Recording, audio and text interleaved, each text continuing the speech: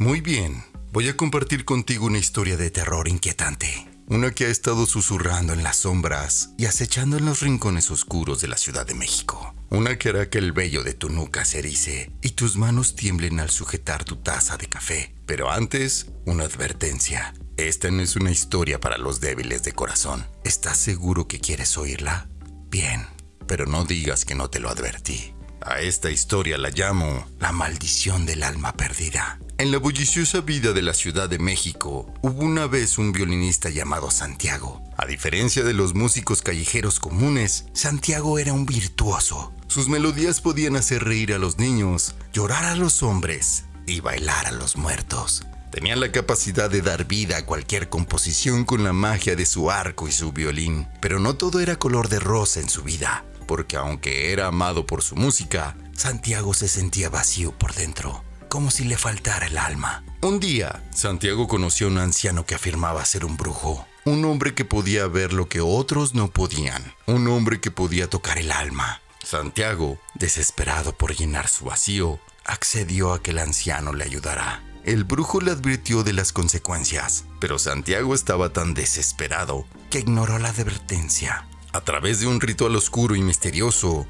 el brujo intentó devolver su alma a Santiago, pero en lugar de eso, la extrajo aún más. Santiago se despertó al día siguiente sintiéndose aún más vacío que antes. A partir de ese día, la música de su violín sonaba melancólica, arrastrando a los oyentes a un abismo de desesperación. Con cada nota que Santiago tocaba, su existencia se desvanecía un poco más. Pronto, sus días se convirtieron en un calvario. Ya no podía reconocerse en el espejo. No solo su reflejo se desvanecía, sino que cada vez que miraba su imagen, veía un rostro ajeno, uno retorcido y desfigurado, lleno de una agonía indescriptible. Los días pasaban y Santiago cada vez se sentía más y más aislado. Empezó a experimentar cosas que eran aún más aterradoras. En las profundidades de la noche, cuando la Ciudad de México se sumía en el silencio, Santiago podía escuchar susurros, palabras apenas perceptibles, que le helaban la sangre. Palabras que parecían venir de su violín, que ahora guardaba en un estuche cerrado, demasiado aterrado para tocarlo. Una noche, la curiosidad superó al miedo. Santiago decidió enfrentar la oscuridad que lo atormentaba. Desenfundó su violín y comenzó a tocar una melodía, una tan melancólica y desesperada como la sensación que lo invadía. Al principio, todo parecía normal, pero después de unos minutos, algo empezó a cambiar. Las sombras de la habitación comenzaron a moverse, a bailar con la música. Santiago podía ver figuras oscuras saliendo de las esquinas, acercándose a él al ritmo de su canción, cada vez más y más cerca, hasta que pudo ver claramente los rostros retorcidos, las figuras desfiguradas que antes solo veía en su reflejo. Eran almas en pena, almas que, como la suya, habían perdido su camino y estaban atrapadas en la melodía de su violín.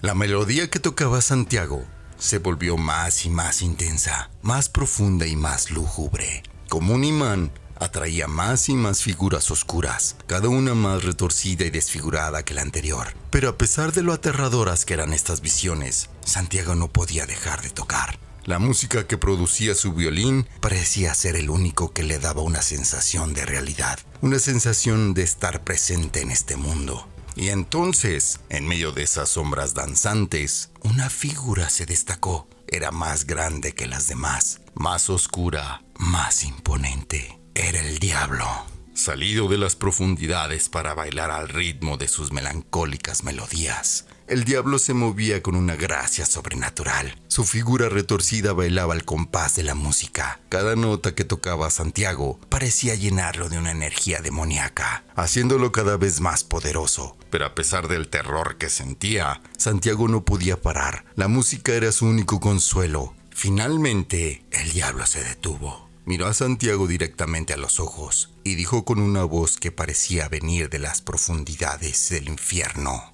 Tú, Santiago, con tu música has logrado atraerme, pero no tienes por qué temer. No estoy aquí para llevarte.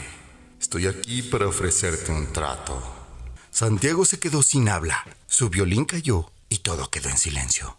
Si dejas de tocar tu música, si abandonas tu don, Te devolveré tu reflejo, te devolveré tu vida, pero si eliges continuar, si eliges seguir tocando, tendrás que aceptar las consecuencias. Tendrás que aceptar que tu música atraerá a las almas perdidas, atraerá a los demonios, me atraerá a mí.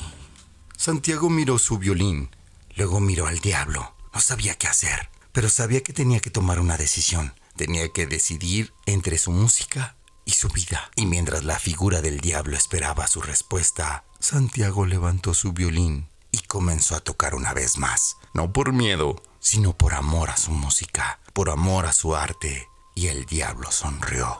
La melodía que emitió el violín fue diferente esta vez, llena de desafío, pero también de tristeza y resignación. La habitación vibró con la energía de la música y las sombras, incluido el diablo, comenzaron a danzar una vez más. Santiago sabía que había sellado su destino, pero en lugar de sentir miedo, sentía una extraña liberación. Por primera vez en mucho tiempo, se sentía en sintonía con su reflejo, aunque éste siguiera siendo un rostro desfigurado y lleno de angustia.